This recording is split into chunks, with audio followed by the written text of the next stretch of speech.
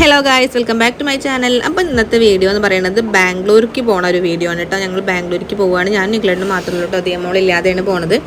ഒരു 2 ദിവസത്തെ ട്രിപ്പാണ് കേട്ടോ. കടയ്ക്കുള്ള കുറച്ച് സാധനങ്ങളും ഡെക്കറേഷൻ്റെ കുറച്ച് സാധനങ്ങളൊക്കെ പർച്ചേസ് ചെയ്യാനാണ് പോണത്.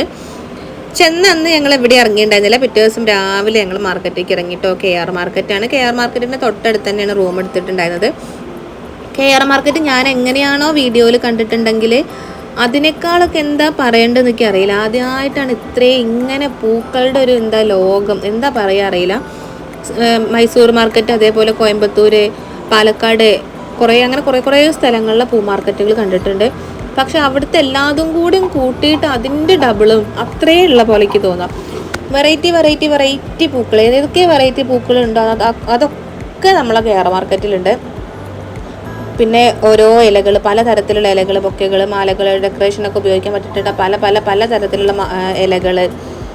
എന്താ പറയേണ്ടതെന്ന് അറിയില്ല കേട്ടോ. വേറൊരു ലോകം ചെന്ന സമയത്ത് ആദ്യമായിട്ടാണ് ഇത്രയും അധികം പൂക്കളൊക്കെ കാണുന്നത്. ഈ പൂക്കളുടെ മാത്രം ഒരു വീഡിയോ ഷോർട്ടായിട്ട് ഞാൻ യൂട്യൂബിൽ അപ്ലോഡ് ചെയ്തിട്ടുണ്ട് കേട്ടോ. ജസ്റ്റ് ഒന്ന് കണ്ടു നോക്കുക. അപ്പോൾ എന്തൊക്കെ പൂക്കളാണെന്ന് എനിക്ക് പറയാൻ അറിയില്ല. കാരണം ഒരുപാടുണ്ട്. നമ്മൾ കടയിലേക്ക് വരുന്ന സമയത്ത് നമ്മൾ കുറഞ്ഞ ക്വാണ്ടിറ്റിയിലല്ലേ കാണുള്ളൂ. പക്ഷെ ഇവിടെ വന്ന സമയത്ത് അതിൻ്റെ ബൾക്കായിട്ട് ഇതൊക്കെ അവരിങ്ങനെ ബക്കറ്റിലാക്കിയിട്ട് വെക്കട്ടെ. എങ്ങനെ ബക്കറ്റിലാക്കണ രീതിയൊക്കെ ഒന്ന് വീഡിയോ എടുത്ത് നോക്കിയതാണ്. പിന്നെ മാർക്കറ്റിൻ്റെ സമയം കഴിഞ്ഞിട്ടുണ്ടെന്നുണ്ടെങ്കിൽ ഇവിടുത്തെ ഷോപ്പുകളൊക്കെ തുറക്കും. ഇതിൻ്റെ ബാക്കിലുള്ള ഷട്ടർ റൂമുകളൊക്കെ ഉണ്ടോ, അതൊക്കെ പല കടകളാണ് കേട്ടോ. അപ്പോൾ ഈ ഒരു മാർക്കറ്റ്, ഈ പൂവിൻ്റെ മാർക്കറ്റിൻ്റെ സമയം കഴിഞ്ഞിട്ടുണ്ടെങ്കിൽ ആ കടകളൊക്കെ തുറക്കും. അപ്പോഴേക്കും ഇവരിതെല്ലാം ഇവിടുന്ന് ഒഴിവാക്കും കേട്ടോ. എനിക്കൊന്നും ഇവിടെ സെയിലാവാത്ത സാധനങ്ങൾ പിന്നെ ഈ പൂക്കടക്കാരുണ്ടാവില്ലേ, അവർ വന്നിട്ട് കൊണ്ടുപോവാണ് തോന്നുന്നു. കുറേ വണ്ടികളിലൊക്കെ ആയിട്ട് കൊണ്ടുപോകുന്നുണ്ട്. പിന്നെ ഇവിടുത്തെ റേറ്റ് കേട്ടിട്ടുണ്ടെങ്കിൽ ഞെട്ടിപ്പോവും. അത്രയും റേറ്റ് കമ്മിയിലുണ്ട് ഇവർ സാധനങ്ങൾ കൊടുക്കുന്നത്. മാലകളൊക്കെ നമ്മളെ നാട്ടിലത്തെ മാലകളൊക്കെ ഇവിടെ ഇവർ 10 രൂപ 20 രൂപ അങ്ങനെയൊക്കെ വിളിച്ച് പറയുകയാണ്. കൊണ്ടുപോയിക്കോളി അങ്ങനെയൊക്കെ പറഞ്ഞിട്ട് എൻ്റെ അമ്മ ഞാൻ ശരിക്കും അത്ഭുതപ്പെട്ടു. എത്ര പൈസയ്ക്ക് അവർ കൊടുക്കണത്. ഇതൊക്കെ ഉണ്ടോ, ലോറിയിലാക്കിയിട്ട് കൊണ്ടുപോകാണ് കേട്ടോ. നല്ല ഹൈബ്രിഡ് ക്വാളിറ്റി പൂക്കളാണ് കേട്ടോ. നല്ല ക്വാളിറ്റിയുള്ള പൂക്കൾ. ഇതാണ് മാർക്കറ്റിൻ്റെ മൊത്തമായിട്ടുള്ളൊരു ചിത്രം എന്ന് പറയുന്നത്. കുറേ ചേച്ചിമാരും കുറേ ആൾക്കാരൊക്കെ ഇങ്ങനെ റോഡ് സൈഡിലാണ് കേട്ടോ. കണ്ടോ, വേണിയൊക്കെ പലതരത്തിലുള്ള വേണികൾ, ഏതൊക്കെ വെറൈറ്റി വേണി ഉണ്ടാക്കാൻ പറ്റുമോ അതൊക്കെ ഉണ്ടാക്കിയിട്ടുണ്ട്. പിന്നെ അതിൻ്റെ തൊട്ടടുത്ത് തന്നെയാണ് ഫ്രൂട്ട്സിൻ്റെ കേട്ടോ. ഈ ഒരു KR മാർക്കറ്റിൽ തന്നെയാണ്, നിങ്ങൾക്ക് ബാംഗ്ലൂർ അറിയുന്നവർക്ക് അറിയുണ്ടായിരിക്കും, KR മാർക്കറ്റിലാണ് ഈ പൂവിൻ്റെയും അതേപോലെ പച്ചക്കറി, പഴം, ബാക്കിയുള്ള ലൈറ്റ് കാര്യങ്ങൾ എല്ലാ സംഭവങ്ങളും ഉള്ളൊരു മാർക്കറ്റാട്ടത്. പിന്നെ ഇത് നേരെ ഇറങ്ങി പോണത് ഈ മാലൊക്കെ ഉണ്ടാക്കൂല, ഒറിജിനൽ ഗാർലൻസുകൾ, ബൊക്കകളൊക്കെ ഉണ്ടാക്കുന്ന കുഞ്ഞു ഷോപ്പുകളാണ് കേട്ടോ. അതൊക്കെ ഇവർ പണി തുടങ്ങിയിട്ടില്ല. അവിടുത്തെ മാർക്കറ്റ് കഴിഞ്ഞ് ആ പൂക്കൾ ഇങ്ങോട്ടേക്ക് കൊണ്ടുവന്നിട്ടാവും അവർ ഉണ്ടാക്കാൻ തുടങ്ങുന്നത് തോന്നുന്നു എനിക്ക്. പിന്നെ പച്ചക്കറിയൊക്കെ റോഡ് സൈഡിൽ ഇരുന്നിട്ട് അങ്ങനെ വിൽക്കുകയാണ് കേട്ടോ. പക്ഷെ മഴ പെയ്താനുള്ള അവസ്ഥ എന്താവുമെന്ന് അറിയില്ല.